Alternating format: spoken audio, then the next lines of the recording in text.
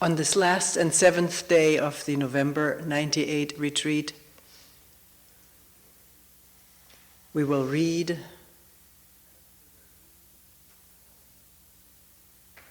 from writings and talks of spiritual teachers past and present, and some poetry.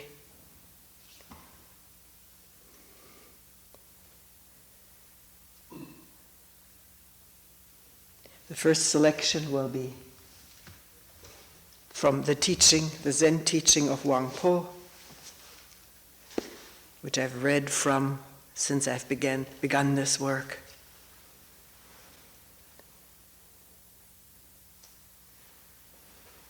It somehow has never worn out on me, although this book has. Here. And this is the second book. I was given this at the Zen Center one Christmas, a newly bound, firmly bound edition. The other one had fallen apart, and this is now also falling apart.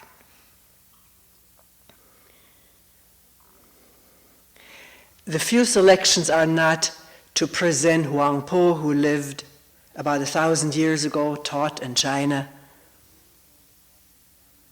in a mountain monastery built for him by his disciple, who was also the governor of the province. And this Pei Su, governor and a scholar, Buddhist scholar, wrote down these things.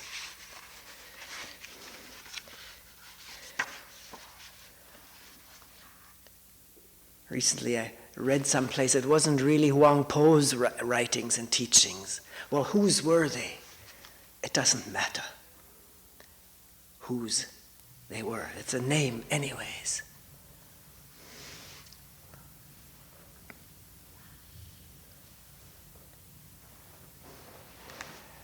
The word Buddha refers not only to the historical personage of Gautama Buddha, but also to an awakened being, also to our true being,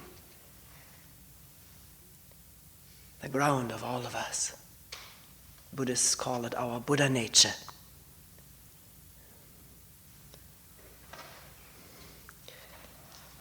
The Master said to me, all the Buddhas and all sentient beings are nothing but the one mind, beside which nothing exists.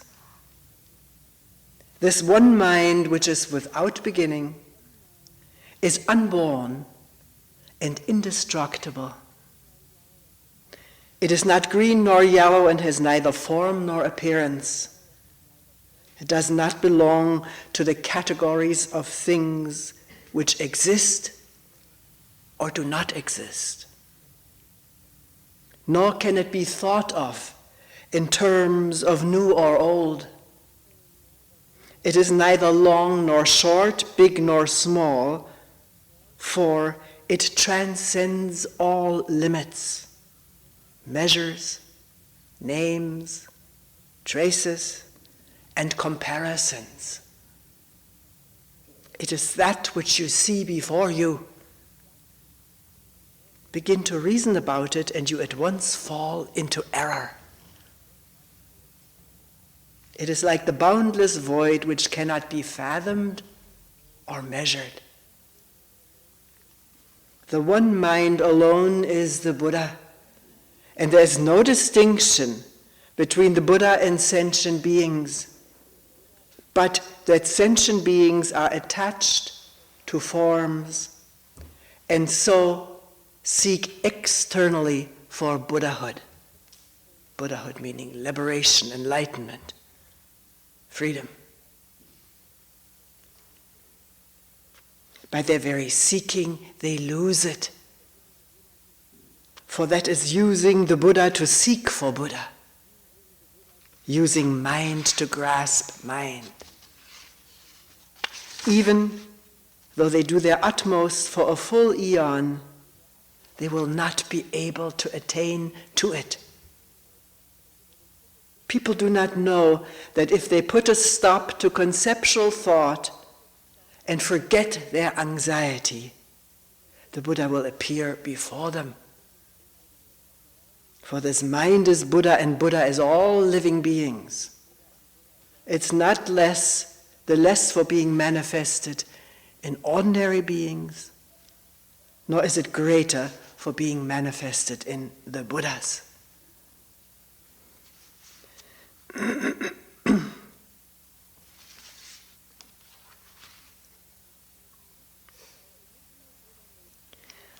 Our original Buddha nature is, in its highest truth, devoid of any atom of objectivity. It is void, omnipresent, silent, pure. It is glorious and mysterious, peaceful joy. And that is all. Enter deeply into it by awakening to it yourself. That which is before you is it in all its fullness, utterly complete. There's naught beside it. Even if you go through all the stages of progress toward Buddhahood, one by one, when at last in a single flash you attain to realization, you will only be realizing that which has been with you all the time. And by all the foregoing stages, you will have added nothing to it at all. You will come to look upon those eons of work and of achievement as no better than unreal actions performed in a dream.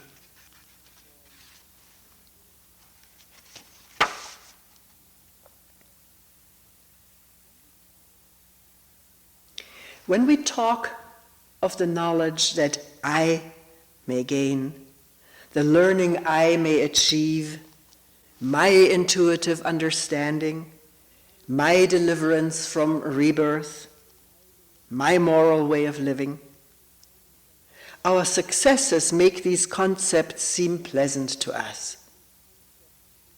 But our failures make them appear deplorable. What is the use of all that?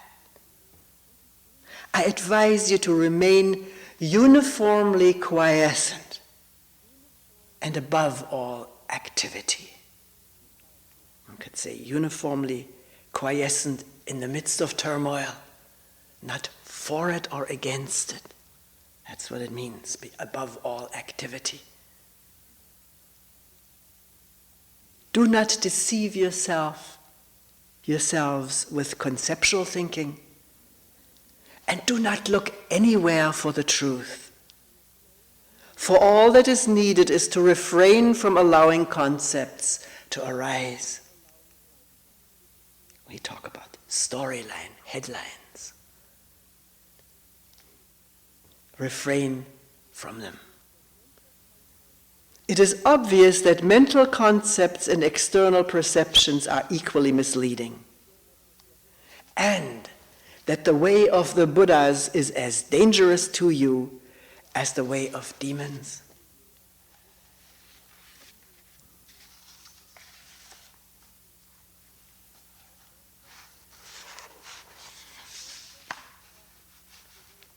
Though others may talk of the way of the Buddhas as something to be reached by various pious practices and by scripture study, you must have nothing to do with such ideas. A perception, sudden as blinking, that subject and object are one, will lead to a deeply mysterious, wordless understanding. And by this understanding, you awake to the truth. Your true nature is something never lost to you, even in moments of delusion. Nor is it gained at the moment of enlightenment. It is all-pervading, spotless beauty. It is the self-existent and uncreated absolute. Absolute meaning literally depending on nothing.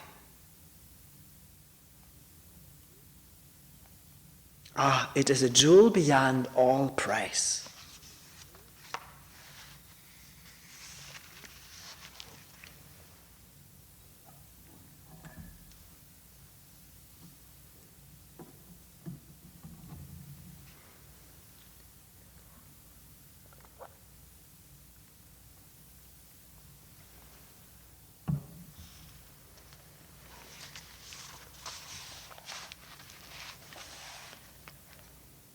When a sudden flash of thought occurs in your mind, and you see it for a dream or an illusion, let's say that again. When a sudden flash of thought occurs in your mind, and you see it for a dream or an illusion, then you can enter into the state reached by the Buddhas of the past. Not that the Buddhas of the past really exist, or that the Buddhas of the future have not yet come into existence. Above all, have no longing to become a future Buddha. Your sole concern should be, as thought succeeds thought, to avoid clinging to any of them.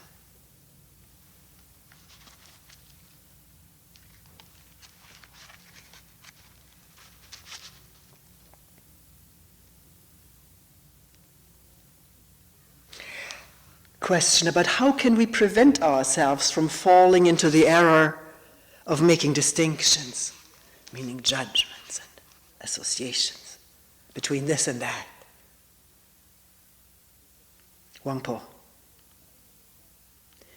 By realizing that though you eat the whole day through, no single grain has passed your lips, and that a day's journey has not taken you a single step forward.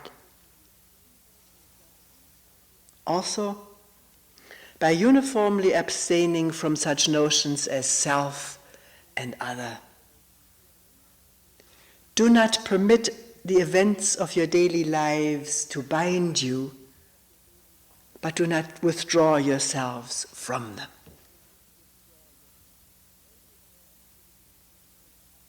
Avoid the error of thinking in terms of past, present, and future. The past has gone, the present is a fleeting moment, and the future has not yet come. When you practice meditation, sit in the proper position, stay perfectly tranquil, and do not permit the least movement of your minds to disturb you. Even let not the disturbance disturb you.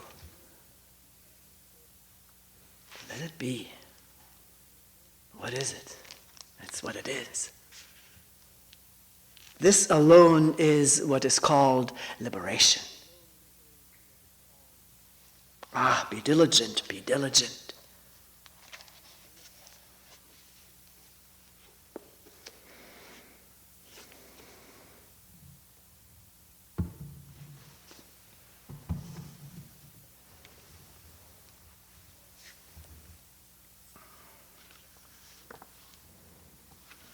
A 1,000 years later, Krishnamurti, from excerpts of sayings and writings, talks collected by the Foundation in India,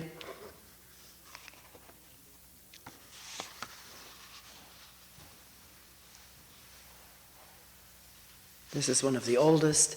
It dates back to when he was still a member of the Theosophical Society, publishing in the Star Bulletin, 1932.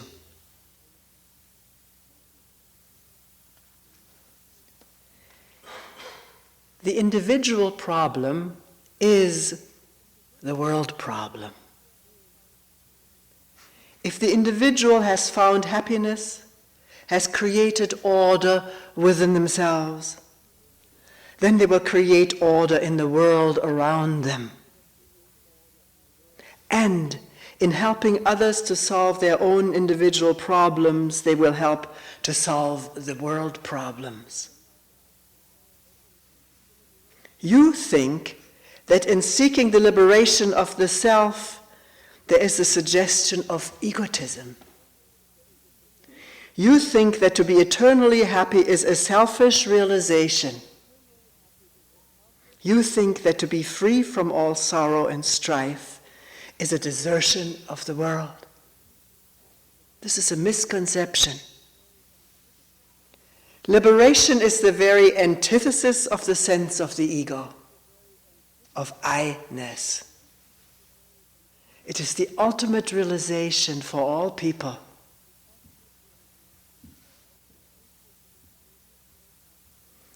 And 8 years later in Ojai, California,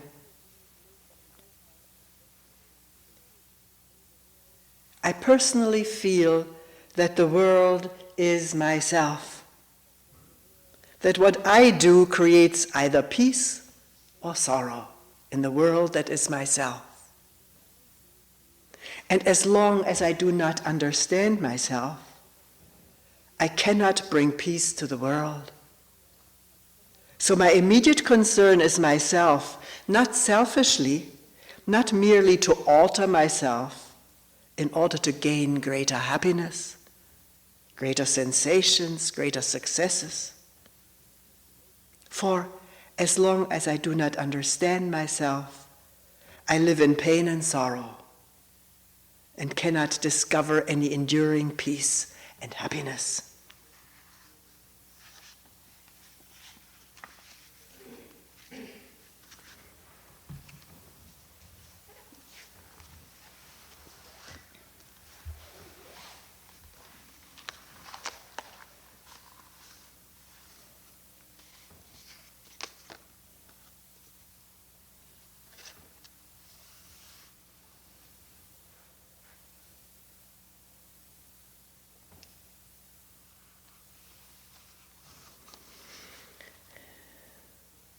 This is from Choiceless Awareness, Selection of Passages for the Study, Teachings of Krishnamurti, the KFA in Ojai.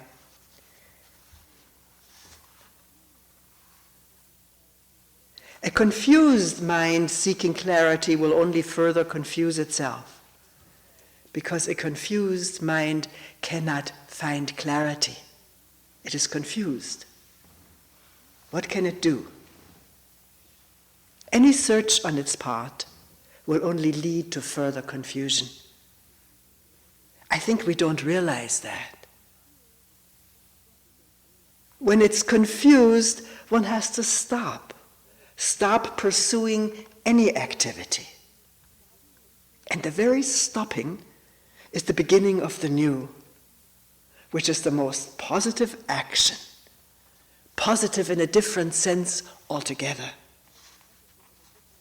All this implies that there must be profound self-knowing, to know the whole structure of one's thinking, feeling, the motives, the fears, the anxieties, the guilt, the despair. To know the whole content of one's mind, one has to be aware. Aware in the sense of observing, not with resistance, not with condemnation, not with approval or disapproval, not with pleasure or non-pleasure, just observing.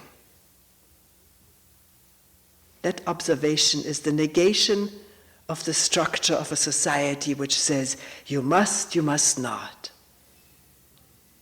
Therefore, self-knowing is the beginning of wisdom and the beginning and the ending of sorrow. Self-knowing is not to be bought in a book or by going to a psychologist and being examined analytically. Self-knowing is actually understanding what is in oneself. The pains, the anxieties, seeing them without distortion. Out of this awareness, clarity comes into being.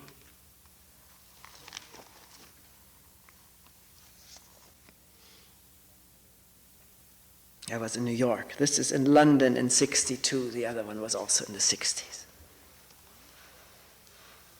Somebody says, when you say I must be aware all the time, this is just the title of it. Forget it. Somebody says, I find it impossible to be aware all the time. I find it impossible to be aware all the time. And Krishnamurti says, don't be aware all the time. Just be aware in little bits. Please, there is no being aware all the time. That's a dreadful idea. It's a nightmare. This terrible desire for continuity. Just be aware for 1 minute, for 1 second. And in that 1 second of awareness, you can see the whole universe. We talked about that once in the meeting, and the person so innocently said, but I cannot see Australia. That's making a problem out of seeing the whole. Don't have to see Australia to see the whole. Can't explain what it means. Oh, he says that is not a poetic phrase. That you can see the whole universe. That's not a poetic phrase. We see things in a flash, in a single moment. But having seen something, we want to capture it, to hold it, to give it continuity. That's not being aware at all. When you say, I must be aware all the time, you have made a problem of it. And then you should really find out why you want to be aware all the time. See the greed it implies, the desire to acquire. To say, well, I'm aware all the time means nothing.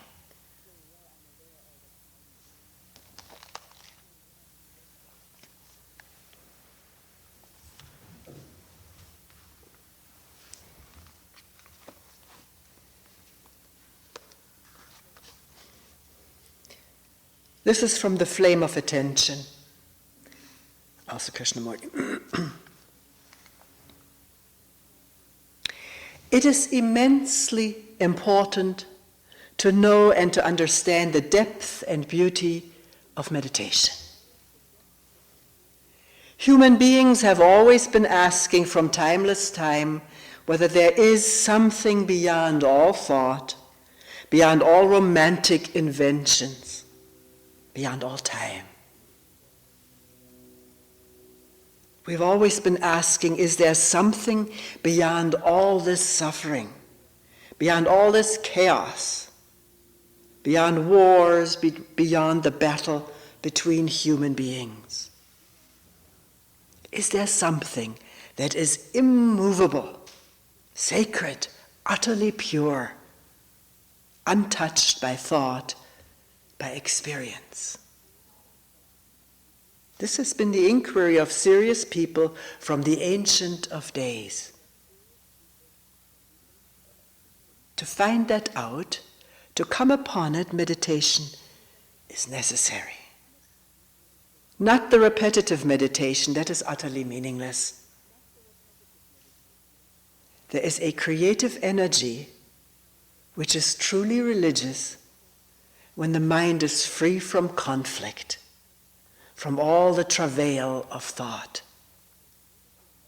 To come upon that which has no beginning, no end, that is the depth of meditation and the beauty of it.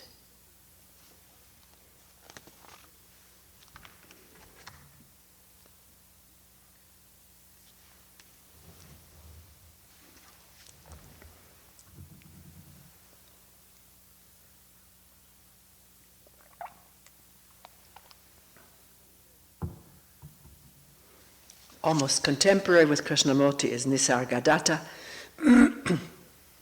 Never left his country. I don't know whether he left his city. His writings were translated, not his writings, it's just dialogues. His whole teaching is in dialogues up to within a few days of his death. Written down, translated by Maurice Friedman.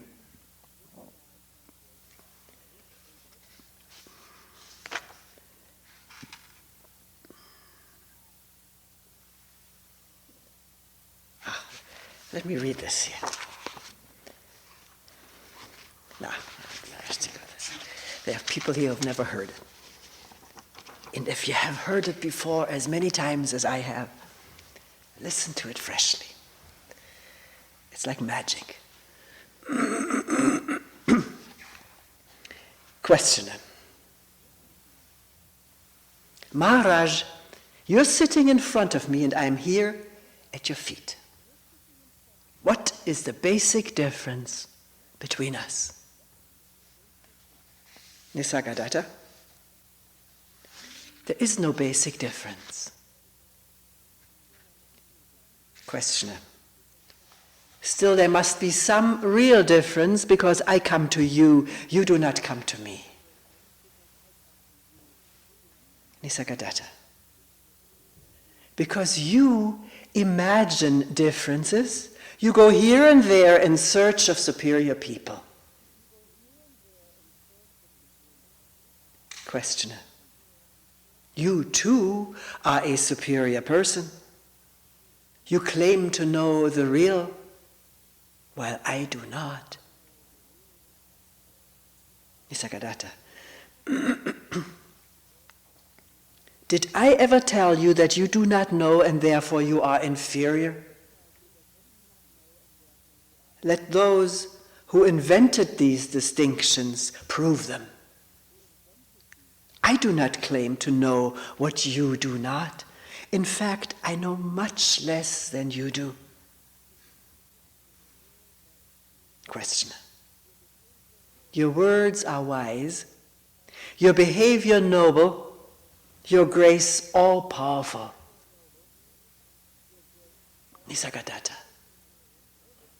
I know nothing about it all and see no difference between you and me.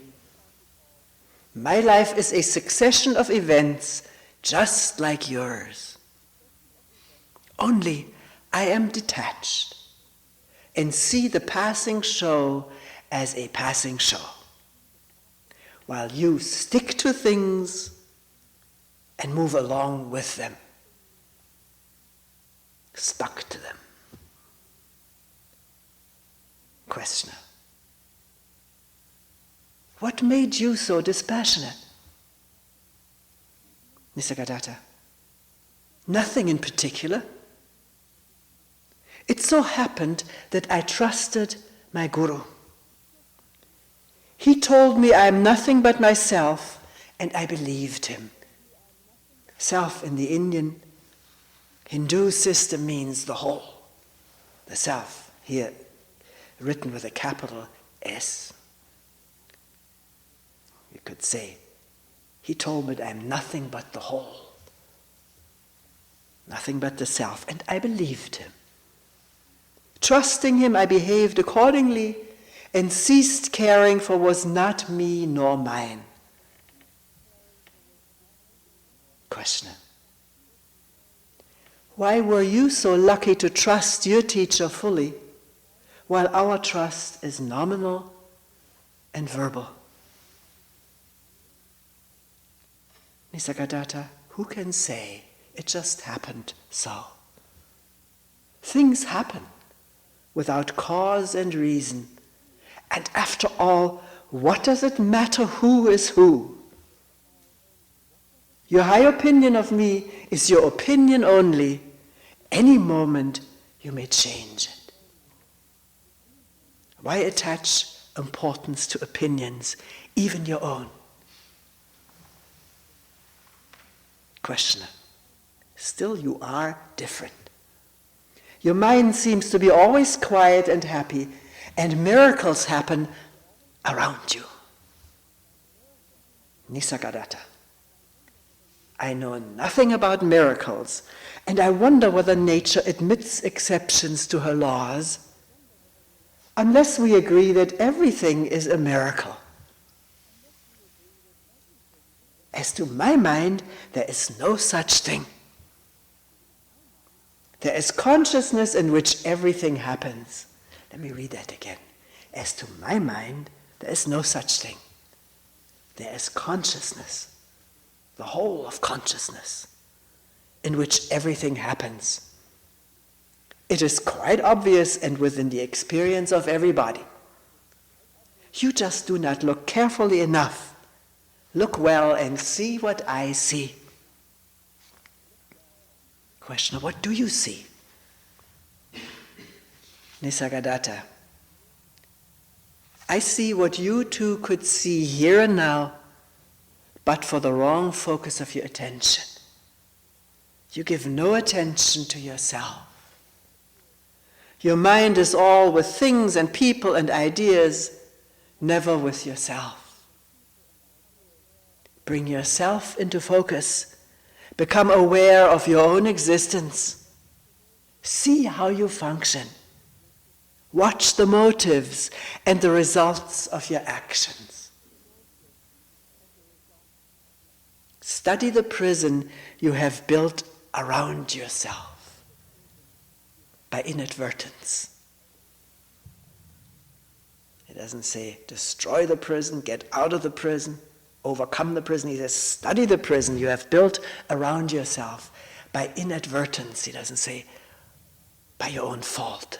By inadvertence, ignorance, inattention. By knowing what you are not, you come to know yourself. Or yourself, your true self reveals itself. It's not a process of our ordinary knowing. It is insight, seeing. One thing is certain: the real is not imaginary. It is not a product of the mind. Even the sense I am is not continuous, though it is a useful pointer. It shows where to seek, but not what to seek. Just have a good look at it. Once you are convinced that you cannot say truthfully about yourself anything except I am, and that nothing that can be pointed at can be yourself, the need for the I am is over. You're no longer intent on verbalizing what you are. No longer intent on verbalizing what you are. All you need is to get rid of the tendency to define yourself. All definitions apply to your body only and to its expressions. Once this obsession with the body goes, you will revert to your natural state, spontaneously and effortlessly.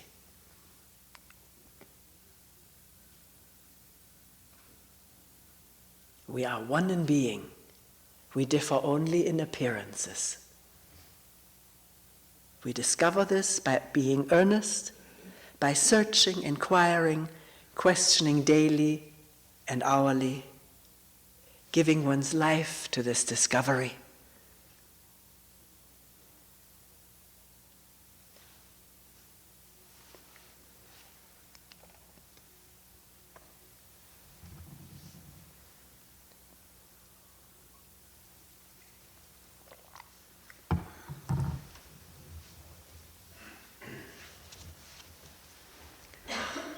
And Vimalataka, still alive, an Indian teacher, she used to travel all over the world.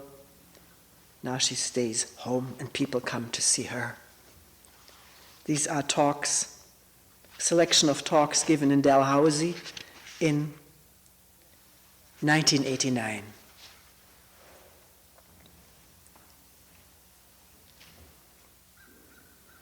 This is from the last talk.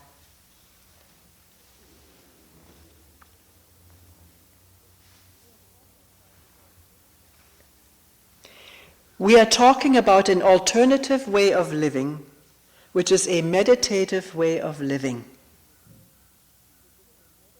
Acquire knowledge, let it flow through you, let it be utilized in its relevant field without creating a knower, without thought creating a knower. I know this, I know that, I'm this, I'm that. Let it flow through you. Let it be utilized without creating the knower or seeing through that knower. If we look at the roots of all human misery, we will find that misery is built upon our stupefaction. We do not know how to relate to the social structures and use them without identification, without creating a sense of authority out of them, like my religion, my nationality, my ethnicity, whatever, my gender. Use it and don't create authority out of it. Structures are not sacred. It is only life that is sacred. Patterns have no sacredness, whether you create them in the name of religion, spirituality, or politics. It is the pattern-free, structure-free, virgin dynamism of life that is sacred, that is divine. Wherever you have touched it with thought, you have manipulated it. You have structured it.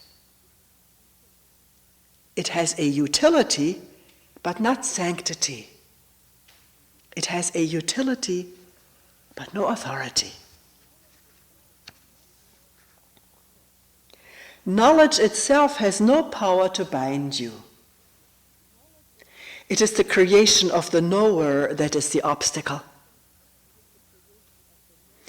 You have a beautiful, sensitive body, and the sensitivity gets in touch with its respective objects outside, and they bring back sensations. Sensations are converted back to electric impulses, and the brain interprets them. It's a marvelous process of what we call experiencing. Contact with the outside world through the senses, which are very delicate, very tender.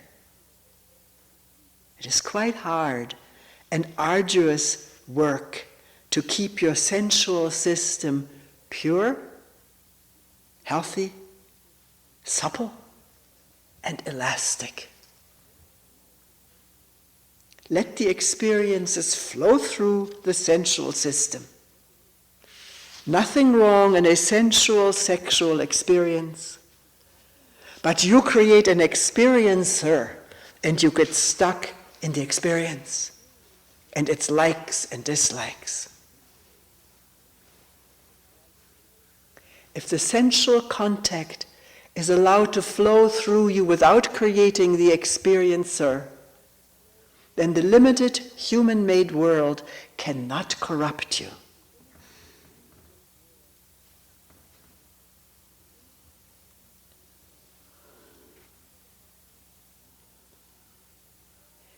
You see what a marvelous responsibility we as human beings have?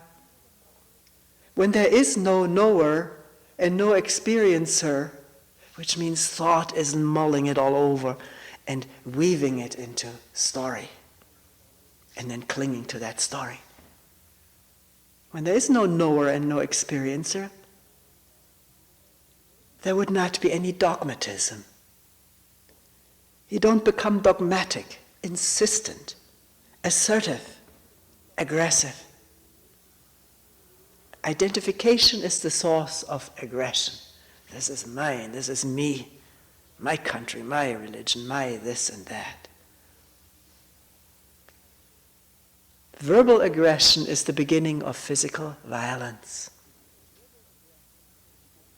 The word meditation has been identified with psychophysical exercises, with concentrations, with methods, techniques, Kundalini Shakti paths. The word has been abused and misused in a callous way. No authority and no effort. Freedom from authority and freedom from the struggle of efforts. Once you know that these human-made enclosures are only to be lived in, then the sense of comparing yourself with others, he has a palace and I have a hut. He has millions and I only have thousands. The sense of comparison and the ambition and competition disappears. Your economic life becomes simple. No vanity, no pride about your scholarship, your erudition. And your social life becomes simple. You do not move around with a begging bowl for sympathy, acceptance, prestige, acknowledgement. Can you see with me that effortlessness is the content of silence? The content of silence, no effort. Meditation has no repetition at all. It is moment to moment. In the moment of relating, you are living. In the moment of aloneness, you're dying. It is living and dying, like inhaling and exhaling. To be alone is to die to the sense of being somebody, of being something. Is not that the content of death and dying? To be alone is to die to the sense of being somebody. Sinner, saint, holy, knowledgeable, respected, rich, poor. To be alone is to die to being something according to the definition of society, according to the value structure of religions. Physically isolating yourself may not lead you to the aloneness. It may not. That is what we're afraid of, dying to the sense of being somebody. Dying to all images that you have built up about yourself as being alone.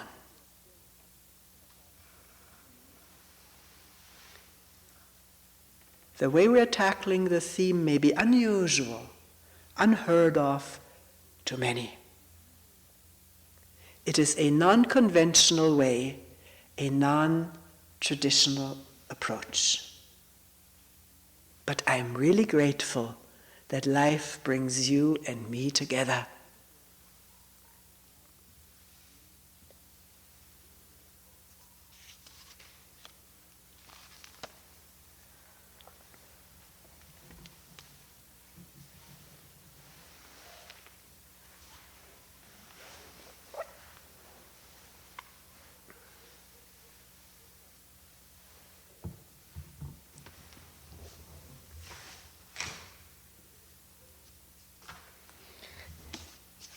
And a bit of poetry.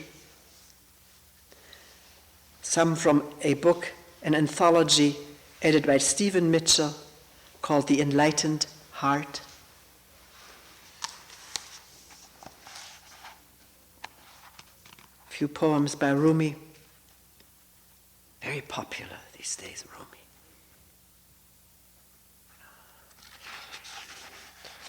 He was an Afghan, I believe, and lived in somewhere, forget. The time, trying to get the date, 1207 to 1273.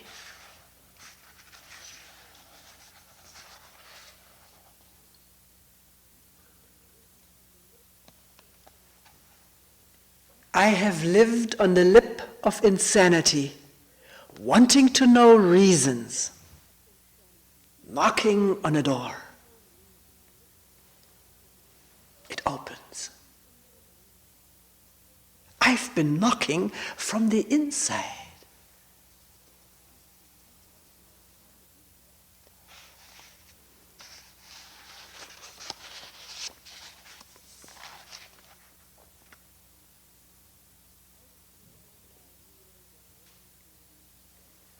Out beyond ideas of wrongdoing and right-doing, there is a field. I'll meet you there. When the soul lies down in that grass, the world is too full to talk about. Ideas, language, even the phrase each other doesn't make any sense.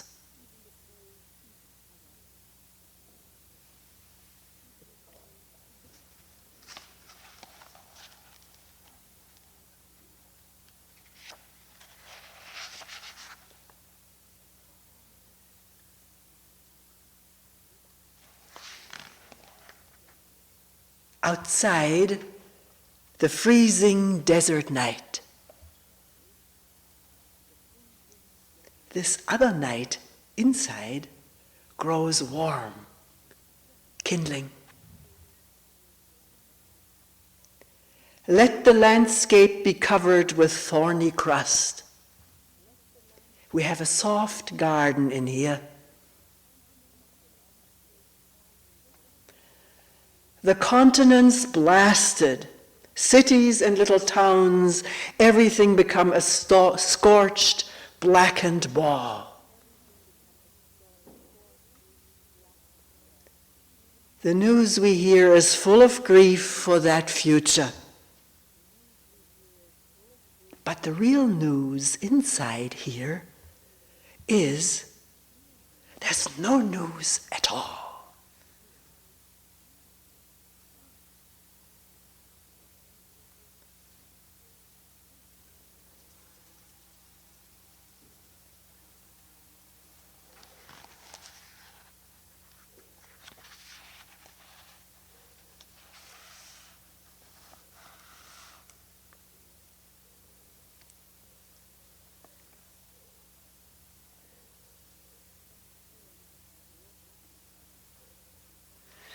Some poems by Ryokan, a hermit, monk in Japan, 1758 to 1831.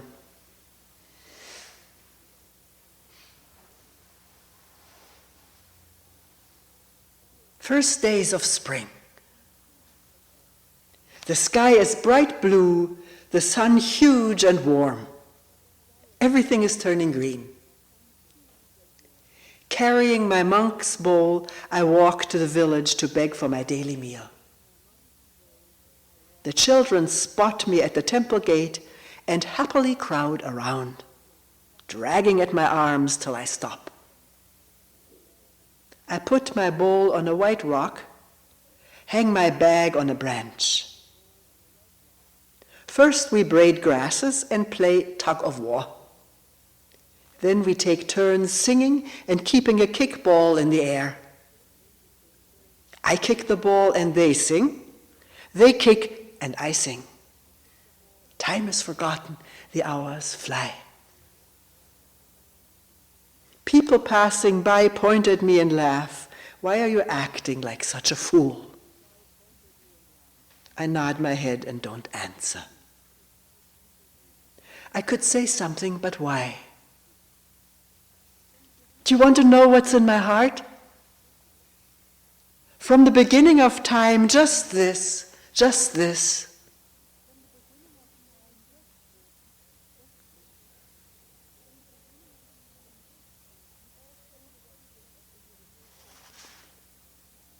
In all 10 directions of the universe, there's only one truth.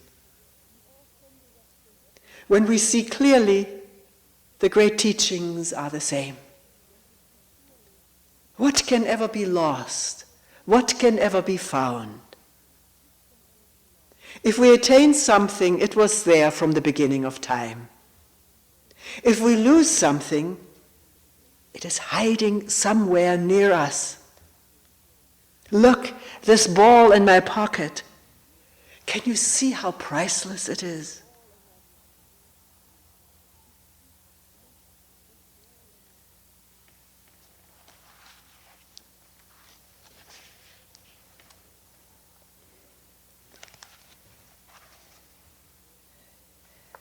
And these are from One Robe, One Bowl, also Ryokan.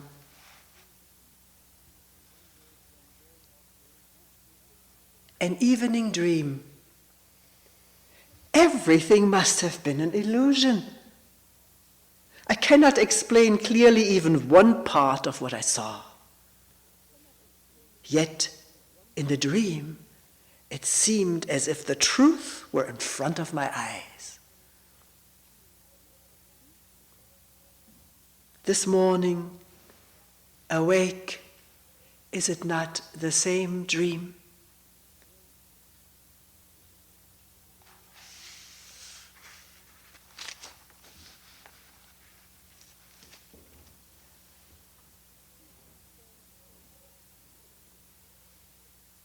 A thief has stolen my mat and cushion. Why did he break into my hermitage? The door is never locked. The night is ending, and I sit alone by the window. A sparse rain falls gently against the bamboo grove.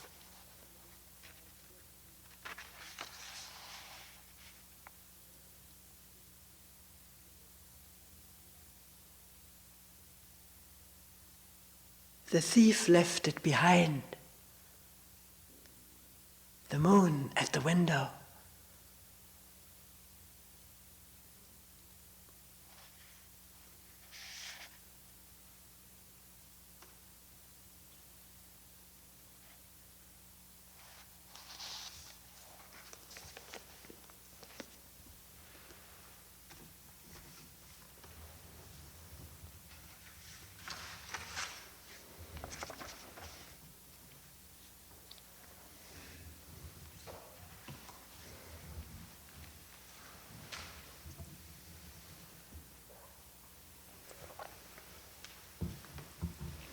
For the ending, a few poems by Mary Oliver, contemporary poet. This one is from White Pine.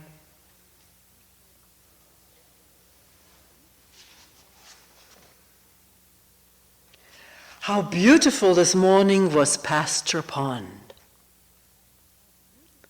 It had lain in the dark all night, catching the rain on its broad back. All day I work with the linen of words and the pins of punctuation. All day I hang out over a desk, grinding my teeth, staring. Then I sleep. Then I come out of the house, even before the sun is up, and walk back through the pine woods to Pasture Pond.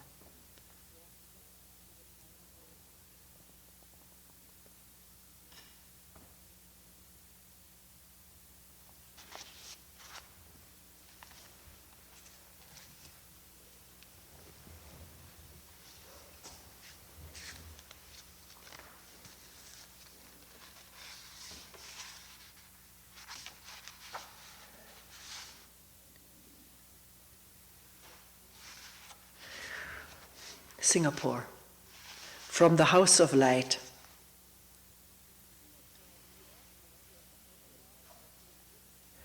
In Singapore, in the airport, a darkness was ripped from my eyes. In the women's restroom, one compartment stood open. A woman knelt there washing something in the white bowl. Disgust argued in my stomach, and I felt in my pocket for my ticket. A poem should always have birds in it. Kingfishers say, with their bold eyes and gaudy wings. Rivers are pleasant, and of course, trees. A waterfall, and if that's not possible, a fountain rising and falling. A person wants to stand in a happy place in a poem.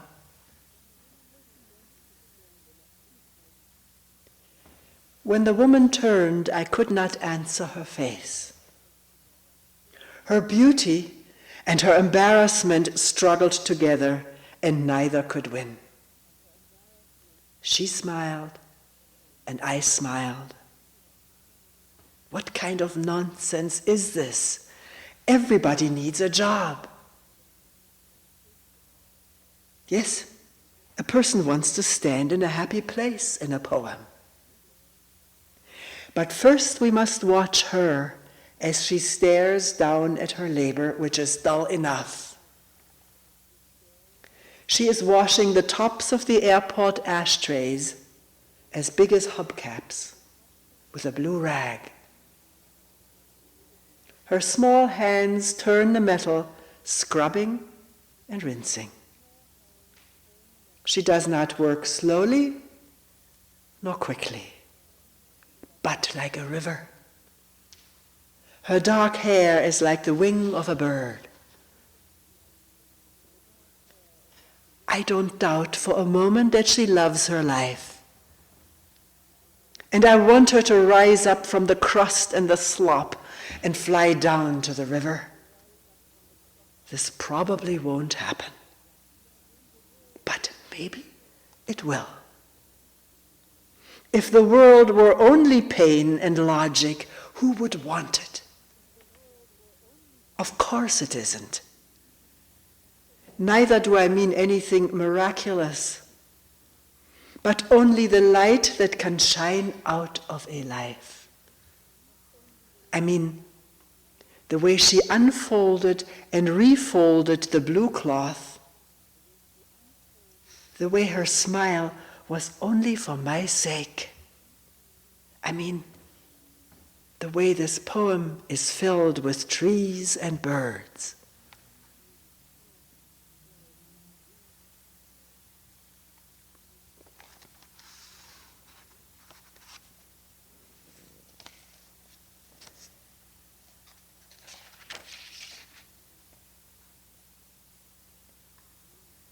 And as a last one, the sun. This is from New Selected Poems.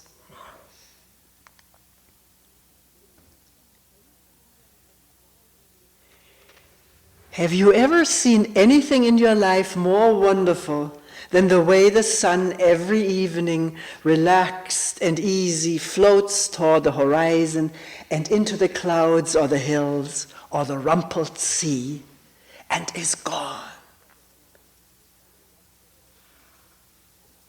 And how it slides again out of the blackness every morning on the other side of the world, like a red flower streaming upward on its heavenly oils.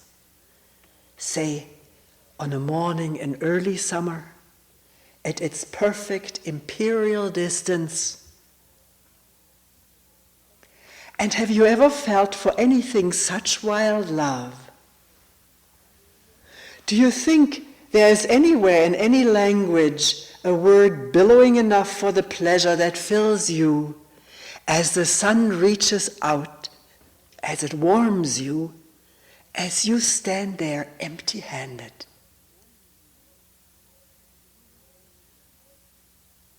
Or have you too turned from this world? Or have you too gone crazy for power, for things?